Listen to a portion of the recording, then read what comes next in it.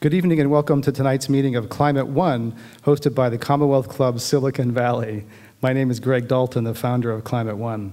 Climate One is a leadership dialogue on energy, economy, and the environment, and this program is graciously underwritten by the Climate Works Foundation.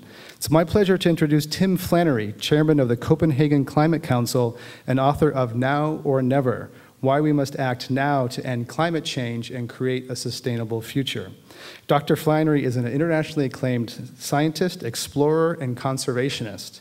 Along with Al Gore, James Hansen, James Lovelock, Crispin Tickle, he is a judge for Sir Richard Branson's Virgin Earth Challenge. In 2007, he was named Australian of the Year, and his previous book, The Weathermakers, was a national and international bestseller translated into 24 languages. Please join me in welcoming Tim Flannery.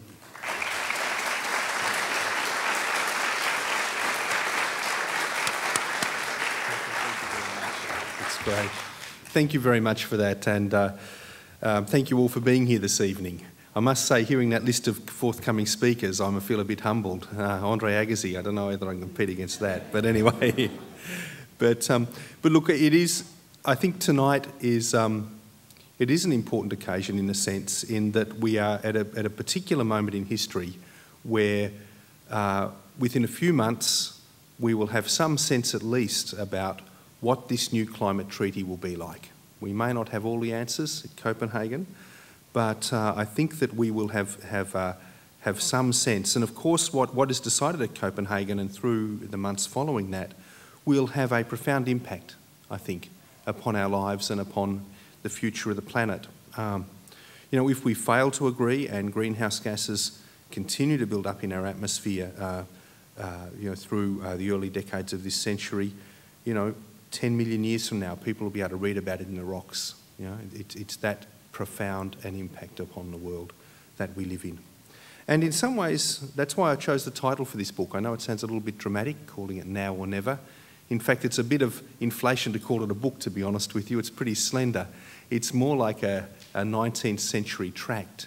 The sort of tracts that people would publish 100 or 200 years ago to argue against the institution of slavery or to argue for labour reform or whatever. Well, I felt that this was the time when a tract on climate change and the importance of the moment was really essential. So I tried to encapsulate in 20,000 words why this particular moment in time is absolutely critical.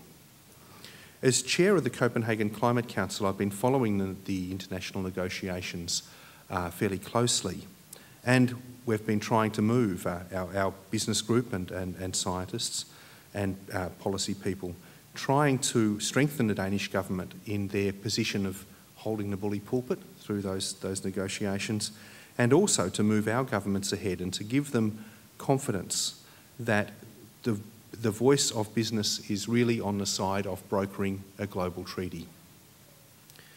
And as part of that work, we held a World Business Summit in May this year in Copenhagen. We had 800 CEOs of leading companies there. It was one of the biggest meetings of business meetings dealing with climate that's been held so far. And as a result of that meeting, Ban Ki-moon, UN Secretary General, asked our council to play a role in the UN Climate Week in September just past. And that was an interesting moment because we had 100 heads of government at that meeting, for the first time ever, about half of the world's leaders, political leaders, along with a number of very influential business people. And the message that was, I think, received there by the politicians was a very clear one, that business wanted this resolved. Even the big energy polluters, even the Duke Energies of the world, the Alcoas of the world, the China Power Internationals of the world, wanted to see a resolution to this problem. And all of that is very positive. And if I'd been speaking to you immediately after that Climate Week event, I think I would have been flushed with optimism at the outcome there and the hope that that may translate into a successful treaty in December in Copenhagen. Unfortunately, a number of things have happened since then that have made the prospect of agreement of a treaty at Copenhagen much less likely than even it was 1 month ago. And this is such a dynamic and fluid space, it is very difficult to make predictions about what will happen or what will not. but it's probably worth just reflecting on the sort of things that have happened in the last few weeks to give us a sense of what we can really expect from the Copenhagen meeting, and perhaps what may transpire in the months following that. And it's important to understand that that Copenhagen meeting, while it's a diacritical moment in time, it's an incredibly important moment in time, the fact is that the Danish government will have the bully pulpit for 12 months after that, up until the following December. So it is theoretically possible that even if we fail to reach agreement in Copenhagen, that a meeting will be reconvened 6 months after that, at which the parties can come together and agree something more substantial.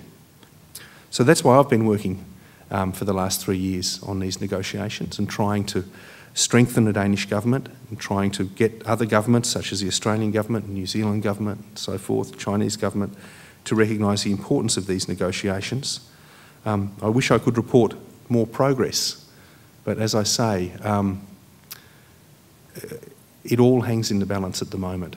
I think we are far from guaranteed a satisfactory outcome, and that's why the book's called Now or Never. The next couple of months really, really are important. And I think having rambled on for that long, I'm going to stop and sit down and take some questions. Thank you very much.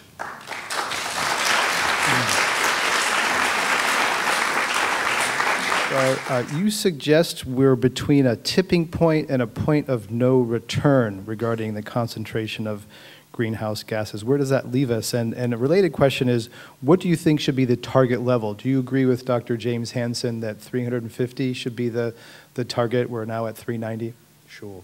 Look, I should just explain what a tipping point is and what a point of no return is. Sure. And the best analogy that I can produce for that sort of equation is to imagine you're a person who's taken a lethal dose of poison. Yeah? It doesn't kill you immediately that you take it, but you have passed a tipping point of sorts by putting that in your mouth, you know. The point of no return comes when that poison has become distributed through your body and destroyed your vital organs. Yeah?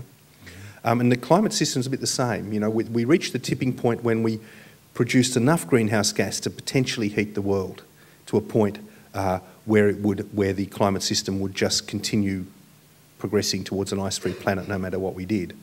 But the heat has to actually be distributed around the world, into the oceans and so forth, before we reach the point of no return. So James Hansen argues that we passed the tipping point in the 1990s sometime, that we'll probably, and this is paraphrasing, a lot of caution around the science, but paraphrasing it, and that we'll probably hit the point of no return before 2050. So we've got a limited period of time to reduce our emissions and also to get some of the gas out of the air, which we need to do.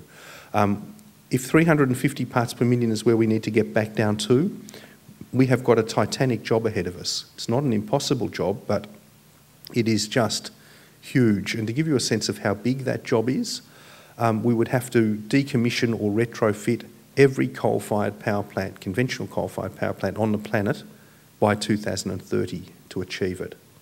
Yeah? And that is conceivable. We could do it, retrofit it with carbon capture and storage. Yeah? Mm-hmm. So it's conceivable, but it is the sort of job that a world could only really do on a war footing. So if James Hansen's right, we are tackling this at the very last moment, in my view. Well, let's talk a little bit then about the mechanisms to move toward toward that goal of 350.